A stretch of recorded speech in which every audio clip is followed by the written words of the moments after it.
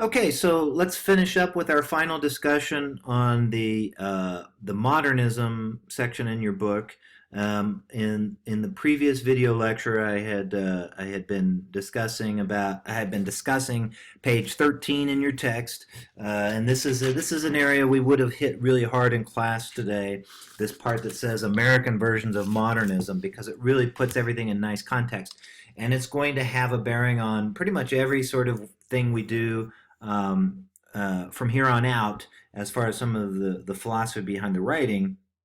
And as you can see, there's an emphasis that says in all of the stuff that we went over in the first screencast about all the historical background and all the technological advances, but also the difficulties that are going on in this period as described in this introduction, that one of the things that emerges a kind of constant trait of modernism is this sense of loss. We've lost something in the process. Think about what we were just discussing with Edna. Edna Pontellier in The Awakening, if you come to a realization that there is no love in the universe and that human beings are driven by something other than that sort of exultant spiritual ideal, well, then what do? You still have to live your life.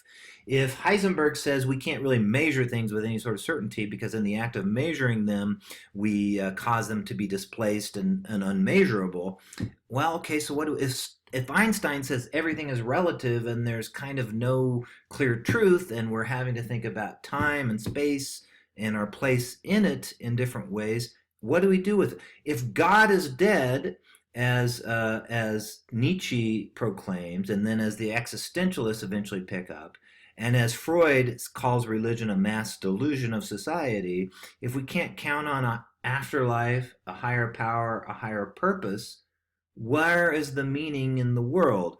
There's a sense in this element of the modern that the key element is loss. And then we have this, in the mix of all this, we have two world wars, millions and millions of people dead. The first war, more destructive than anything humans had ever envisioned, experienced, and then we just turn around and have another war 20 years later. That's not a good thing. So this is what is kind of the fuel that is behind a lot of the modernist perspective. So on page 14, how does this translate into the writing? So this is what we can expect in our readings for the next several weeks. Thus, a key formal characteristic typical of high modernist works, whether in painting, sculpture, or musical composition, is its construction out of fragments, and we'll see this in The Wasteland. Fragments of myth or history, fragments of experience or perception, fragments of previous artistic works, including those literary works that I said in the first screencast we weren't sure how to deal with our literary tradition. Do we take it seriously? Do we reject it? Do we incorporate parts of it? Modernist literature is often notable for what it omits: the explanation, the interpretations, connections, summaries, and distancing that provide continuity, perspective, and security in earlier literatures. In other words, things that make a piece of literature perhaps fairly easy to read and comprehend and grasp. So modern literature is probably going to be a little bit more difficult. Typical modernist work may seem to begin arbitrarily, to advance without explanation, and to end without resolution, consisting of vivid segments juxtaposed without cushioning or integrating transitions. Sounds great, doesn't it? There may be shifts in perspective, voice, and tone. Its rhetoric may be understated, ironic. It may suggest rather than assert, making use of symbols and images instead of statements. Its elements may be drawn from disparate areas of experience. The effect may be shocking and unsettling. The experience of reading will be challenging and difficult. Faced with intuiting connections left unstated, the reader of a modernist work is often said to participate in the creative work of making the poem or story. Some high modernist works, however, order their discontinuous elements into conspicuous larger patterns, patterns often drawn from world literatures, mythologies, and religions. As its title advertises, Joyce's Ulysses, probably one of the most important modernist works of the period, maps the lives of modern characters onto Homer's Odyssey. Eliot's The Wasteland layers the Christian narrative of death and resurrection over a broad range of quest myths. The question for readers lies in the meaning of these borrowed structures, the mythic parallels. Do they reveal profound similarities or ironic contrasts between the modern world and earlier times? For some writers and readers, the adaptability of ancient stories in modern circumstances testify to their deep truth, underlining the surface buzz and confusion for modernity. For others, such parallels indicate Christianity to be only a myth. It's only a myth. It's something that was made up and written about. One of many human constructions aimed at creating order out of and finding purpose in history's flux. And for a modern contemplation, modern dilemma would be, well, we know none of this is true. So, whoa, what do we do? We're modern. We smoke cigarettes in cafes and do absurd things. And such is life. If meaning is a human construction, then meaning cannot be separated from the difficult process of making it. And so here's a connection that if we were in class, we might take a look at a Cubist painting, for example.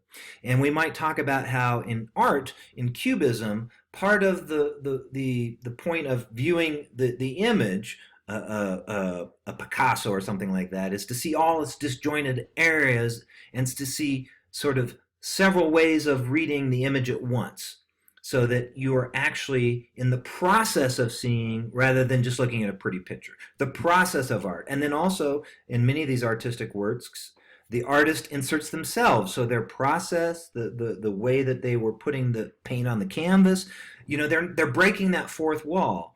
And in literature, we have a lot of this as well, where the reader has to sort of step in and make the meaning. The process of participating in the reading and kind of in a way of the writing is in the same way that a Picasso asks us to be a participant in the experience of seeing it. So, modernist literature therefore tended to foreground the search for meaning over didactic statements, and the subject matter of modernist writing often became, by extension, the poem or literary work itself. While there have long been paintings about painting and poems about poetry, high modernist writing was especially self-reflexive, concerned with its own nature as art and with its questioning of previous traditions of literature. Ironically, because the subject matter was motivated by deep concern about the interrelations of literature and life, the subject often had the effect of limiting the audience for a modernist work. High modernism demanded of its ideal readers an encyclopedic knowledge of the traditions it fragmented or ironized. Nevertheless, over time, principles of modernism became increasingly influential. And so some of this is what we now refer to as meta-narrative, a knowing wink to the reader, expectations that the readers would understand that this is the writer himself or herself interjecting themselves in the text. So we're kind of familiar and used to these things. It's in a lot of sitcoms. It's in a lot of ironic cartoons that people watch on Adult Swim and that sort of thing. But it was kind of an innovation of modernism, this sort of meta-narrative element. And one of the elements that suggests or that emerges that will have an impact for us, maybe a little bit later in some of what we're looking at, but is the emphasis on short stories and short fiction of this sort of minimalism. And so you might have stories where it seems like not a whole lot happens, not a lot is going on, but that there is this sense that it has a directness, a compression, a vividness, sparing words, not a lot of discussion. The modernist aesthetic on page 15 gave us new significance to the short story, which had previously been thought of as a relatively slight artistic form. And in these stories, there's no sort of right or wrong ending. There's no wrapping up. There's more of a suggestion than any sort of firm, sort of concrete element. You notice that term concrete is used throughout this section of the book. Concreteness or black and white, binary, sort of all that goes away. It's all complexity and uncertainty, it seems like, in the modern. Did this happen or did this not happen? We can't really know for sure. So that is those are the basic traits of the modern that I think we want to keep in mind. You can also turn to a good handbook on literature for similar sort of summaries of modernism. I like this one, the Harman and Holman, because it has a good definition of what modern means. Modern refers to a group of characteristics, and not all of them appear in any one writer who merits the designation modern. In a broad sense, modern is applied to writings marked by a strong and conscious break with tradition. break with tradition. It employs a distinctive kind of imagination that insists on having its general frame of reference within itself. It thus practices the solipsism of which Alan Tate accused the modern mind. It believes that we create the world in the act of perceiving it. We create the world in the act of perceiving it. Modern implies historical discontinuity, a sense of alienation, loss, and despair. Look at all the elements that I've put on these lecture notes that are part of the historical background. Loss and despair. It rejects not only history, but also the society of whose fabrication history is a record. It rejects traditional values and assumptions, and it rejects equally the rhetoric by which we were sanctioned and communicated. It elevates the individual and inward over the social and the outward, and it prefers the unconscious to the self-conscious. The psychologies of Freud and Jung have been seminal in the modern movement and literature. In many respects, it is a reaction against realism and naturalism and the scientific postulates on which they rest.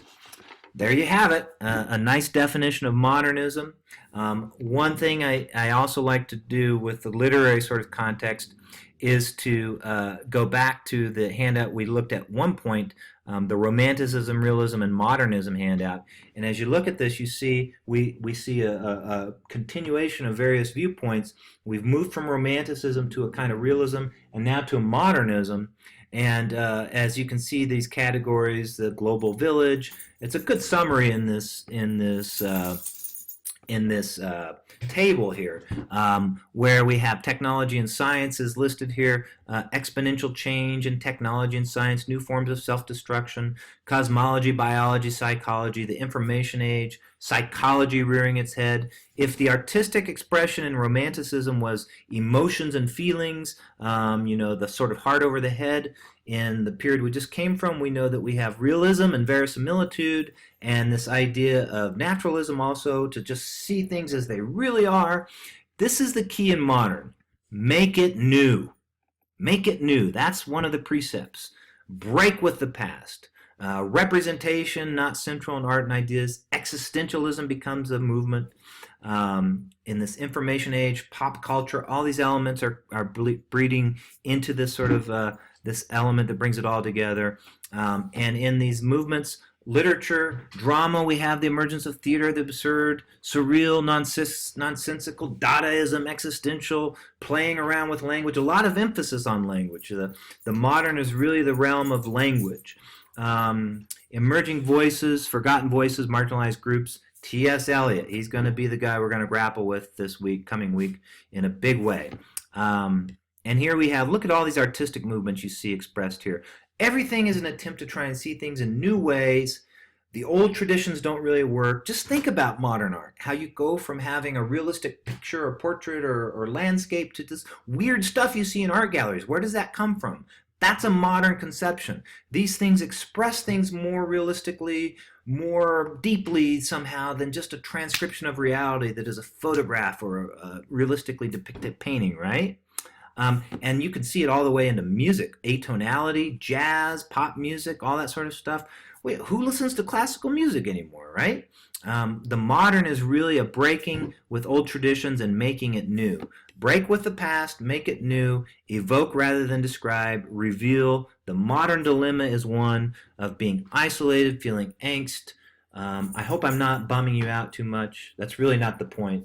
It's the idea of in a modern world, we can't sort of think about things in the quaint ways we did in the past. And the literature and the art has to express this sort of new sensibility and new reality in some ways. Okay, we'll see how this applies to the poetry and the stories that we're going to be reading over the next several weeks. Thank you for hanging in there and viewing these recordings. And I hope you had an enjoyable day off because of the snow.